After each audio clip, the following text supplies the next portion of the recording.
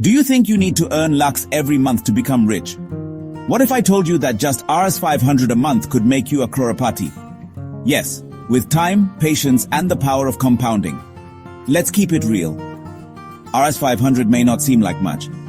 That's just one dinner outing or 2 cups of coffee at a cafe. But if you invest Rs 500 every month in a mutual fund SIP that gives you around 12% annual return, in 30 years, you'll have over Rs 17 lakhs. And if you keep going for 40 years, it becomes over Rs 50 lakhs. All from Rs 500 a month.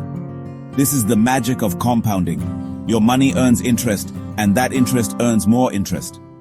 It's called the 8th wonder of the world for a reason. The earlier you start, the less you need to invest. Time is your best friend, not income. Want to become a Crorepati? If you start investing Rs 500 a month at age 20 and continue for 45 years, you'll have over Rs 1 crore. Yes, Rs 1 crore from just Rs 500 a month. Now imagine if you increase your SIP over time. Rs 1000, Rs 2000, Rs 5000 per month. You'll reach your goals even faster.